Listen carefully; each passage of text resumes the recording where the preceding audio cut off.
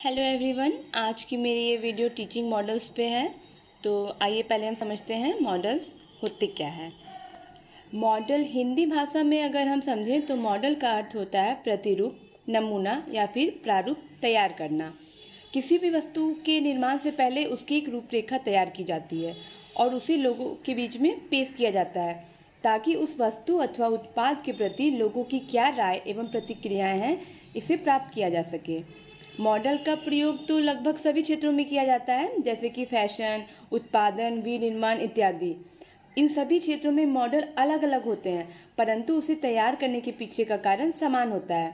शिक्षा के क्षेत्र में भी मॉडल का विशेषकर प्रयोग किया जाता है, जैसे कि विज्ञान विषय में मानव अंगों की क्रियाओं को विस्तृत रूप से समझने के लिए उसके छोटे नमूने तैयार किए जाते हैं।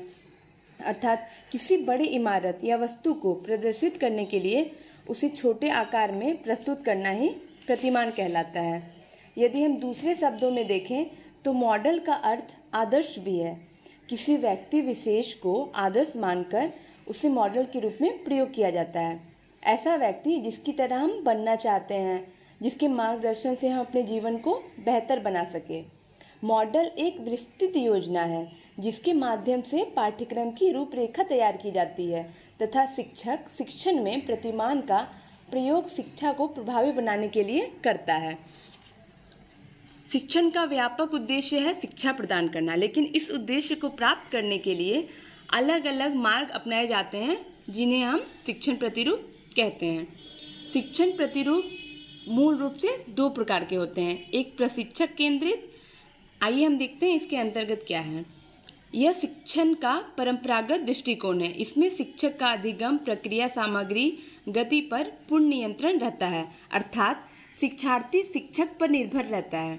क्या पढ़ना है, कैसे पढ़ना है, इसकी जानकारी विद्यार्थी को नहीं होती। छात्र शिक्षक पर आश्रित होता है क्योंकि शिक्षक द्वारा यह तय किया जाता है कि बच्चों को क्या सिखाना है और कैसे सिखाना है। इस दृष्टिकोण को आंग्ल भाषा में पेडागोजी भी कहा जाता है, जिसका अर्थ है शिक्षण का विज्ञान। और पेडागोजी के अंतर्गत जो विद्यार्थी होते हैं, जो छात्र होते हैं, वे बाह्य स्रोतों से उन्हें प्रेरणा मिलती है पढ़ने के लिए और उनके ऊपर पढ़ने के विषय में कोई जिम्मेदारी नहीं होती। जिम्मेदारी शिक्षक पे होती है कि उसे बच्चे को कैसे पढ़ाना है। और दूसरा है शिक्षार्थी केंद्रित शिक्षण। शिक्षार्थी केंद्रित शिक्षण आत्मनिर्देशित होता है, अर्थात क्या करना है यह छात्र को पता होता है, परंतु कैसे करना है इसके लिए शिक्षक की आवश्यकता होती है। शिक्षार्थी स्वयं उत्तरदायी माना जाता है। वह अपने सीखने की गति स्वयं निर्धारित करता है। शिक्षार्थी स्वतंत्र होते हैं एवं शिक्षक का कार्य उन्हें मार्गदर्शन करना होता है तथा उनके शिक्षण प्राप्ति के लिए अनुकूल वातावरण तैयार करना होता है। एवं शिक्षार्थी केंद्रित शिक्षण में विद्यार्थी अपना मूल्यांकन स्वयं करते हैं।